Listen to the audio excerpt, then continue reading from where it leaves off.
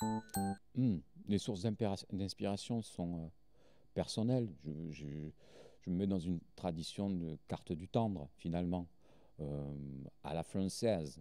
Mais il faut qu'il y ait des tourments et c'est une intranquillité qui, qui résonne en moi. Ça va être avant tout ça. Il faut que je puisse éprouver le premier, la thématique, et que je converse avec ce sentiment. Et donc c'est avant tout les sentiments. L'amour est évidemment là. L'histoire de ce qui s'étiole, la permanence des choses ou l'intemporalité. C'est assez banal, mais en tout cas c'est ce qui me permet de, de m'attaquer à une thématique. Bobby. Bobby, que dire C'est oui, en disant même Bobby, je m'excuse. Quand au début, je voulais pas Bobby. Mais Bobby, c'est le plus punk des trois, mais bien sûr. En 57, en 53 chansons seulement. Un hold-up, il a fait dans ma tête.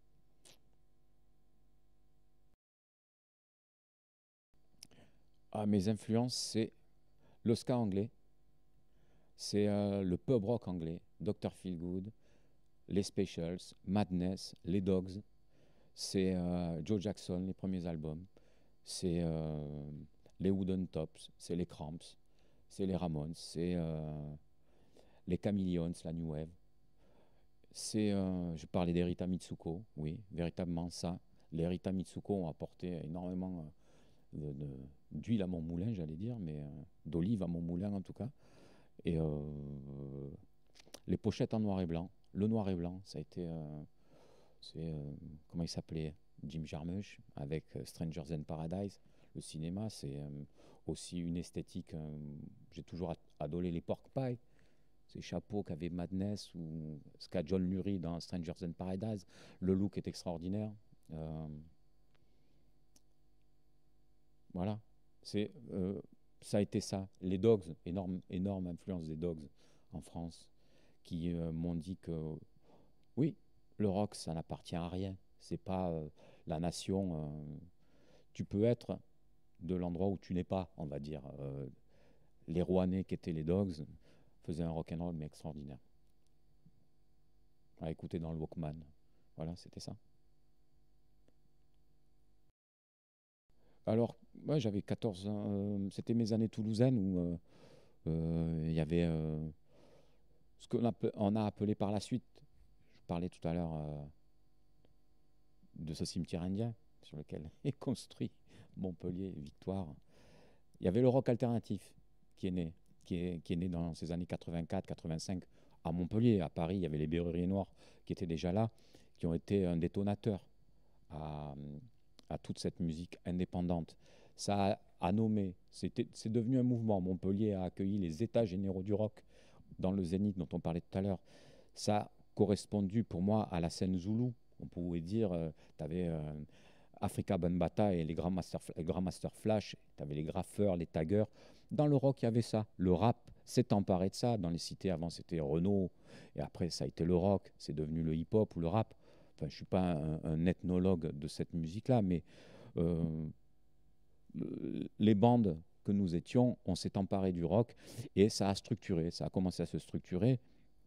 Donc ça a été ça, un peu le milieu pour écouter de la musique. Il y avait des fanzines que le chanteur des Marottes et des Sulfateurs Espagnols, Laurent, faisait. On participait à ça. Moi, je faisais des pochoirs à l'époque. Il y avait le magasin de disques vinyle, il y avait Octopus qui louait des disques. Tu avais toutes les semaines, tu avais les radios comme Radio Agora, dans laquelle je faisais une émission qui s'appelait Faut pas pousser mémé dans la litière du chat. Il y avait ça, tu avais l'écho des Garrigues, ancestral écho des Garrigues. La marginalité, les radios pirates, Georges Filiou, enfin Filiou, oui c'est ça, l'homono de papillon, c'était lui, on saura plus m'en dire. Il y avait tout ça qui apparaissait, qui s'émancipait du mainstream qui était là. Il y avait les radios, et ça suffit, les précarés, tout d'un coup, ces choses ont été remises en cause. On a nommé, le vocabulaire nous est apparu, des armes. Donc, quand je disais tout à l'heure, l'important était de faire, pas de juger ce que nous faisions. C'est venu par la suite, cette coquetterie, cet esthétisme, on va dire, que l'on fasse de la chanson, du rock.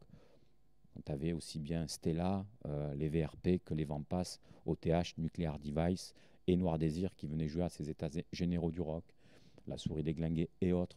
Il y avait tout ça. Cette scène se reconnaissait, s'identifiait.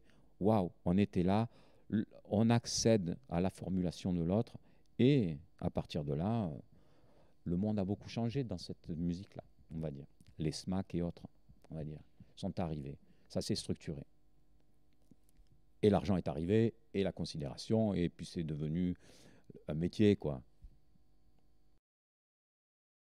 Mais Bachung, on me dit tellement que ça fait penser à Bachung, alors que Gainsbourg.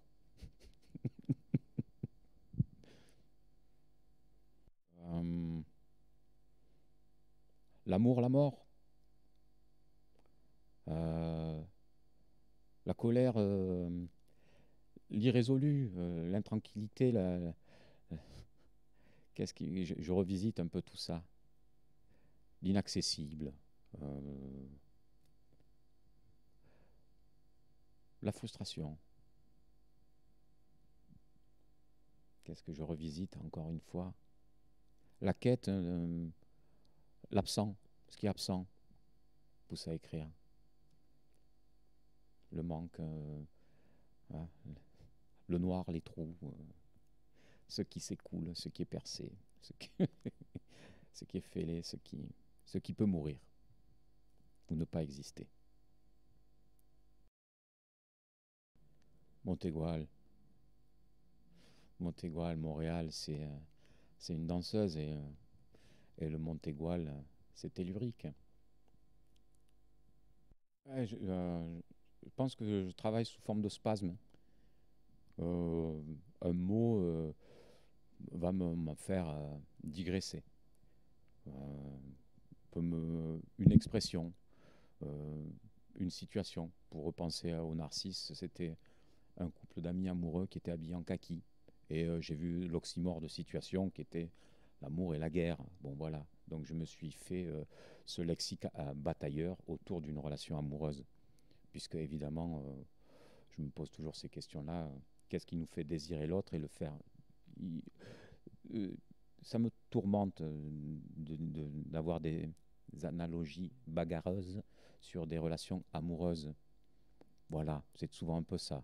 Jusqu'au rapport sexuel en lui-même, qui, et tout d'un coup, nous redevenons deux animaux avec l'idée de fusion, on va dire, pour être vague. Donc, donc la situation peut être évidemment inspirante. Ça peut être aussi euh, une phrase du style allez, la dernière fois j'entendais une interview de Mano Solo qui disait allez, meubler, meubler. Et je me suis emparé de ce mot-là, dit par lui à cet instant précis.